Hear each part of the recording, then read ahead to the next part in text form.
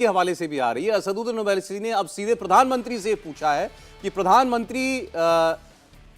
प्रधानमंत्री के मंत्री ये कह रहे हैं कि अभी और मस्जिदें बाकी हैं, तो अब प्रधानमंत्री ये बताएं कि वो कौन सी मस्जिदें हैं। उन्होंने बाबरी मस्जिद गिराई तो किसी को सजा आखिर क्यों नहीं हुई? सुनते हैं असदुद्दीन ओवैसी की बात।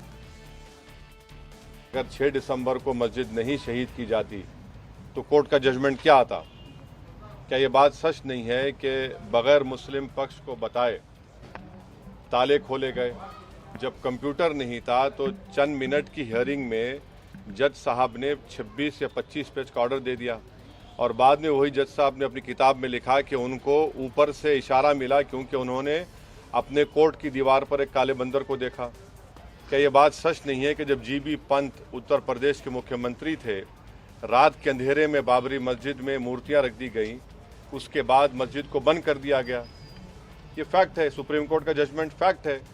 इसीलिए हमने जब सुप्रीम कोर्ट का जजमेंट आया था हमने कहा था कि सुप्रीम कोर्ट का जजमेंट बिलीफ के ऊपर आया है और हमको इस बात का उस वक्त अप्रीहेंशन था, जो अब सच साबित हो रहा है अनफॉर्चुनेटली, कि आप देख रहे हैं कि मुख्तलिफ मसाजिद के ऊपर केसेस डाले जा रहे हैं।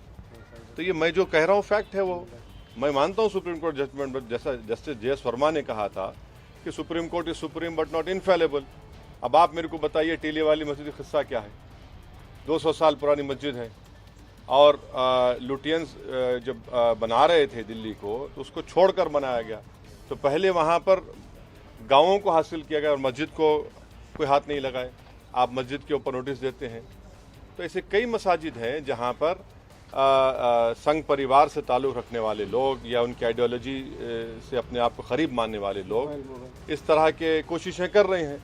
तो अगर मैं इन कोशिशों को देश के सामने रख रहा हूँ तो मैं समझता हूँ कि मैं तो सच्चाई का काम कर रहा हूँ, बता रहा हूँ।